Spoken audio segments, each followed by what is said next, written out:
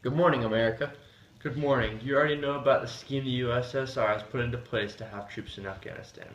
They sent troops in and immediately gained political control. They were attempting to subdue Afghan civil war and maintain a friendly and socialist government on its border. Well, the president told us about the action he is taking to stop them, and sadly, it is leaking into the athletes' life also. The president requested to the U.S. Olympic Committee that they boycott the Olympic Games that are being held in Moscow to see if the USSR will back down. President Jimmy Carter has also announced that if the Soviet Union would remove their troops from Afghanistan, they would rejoin the Summer Olympics. But if not, the U.S. will not even allow its competitors to compete under a general name, as some have suggested.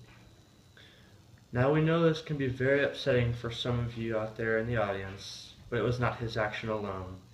Many people in the U.S. Olympic Committee backed his ideas and thought it would be best to stay out of the Olympics until the Soviets withdrew their troops from Afghanistan.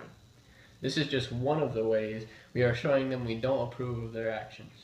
We are also making a trade embargo on two items that the Soviets need: grain and information technology. This will also limit the opportunity they have to win a war, if they happen to start one.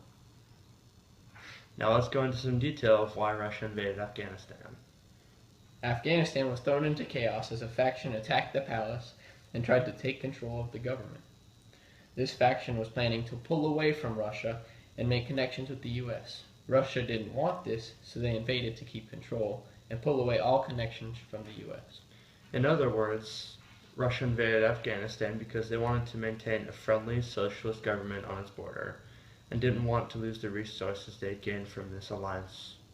We expect the Russians are not planning on leaving unless they can ensure the continue of a friendly government at its borders and cut off all ties with America. Many of Americans are saying that the USSR has revealed their true colors. We will now show a short clip of the Vice President giving a speech on the matter. As we meet today, the lesson of the Soviet invasion of Afghanistan still waits to be drawn.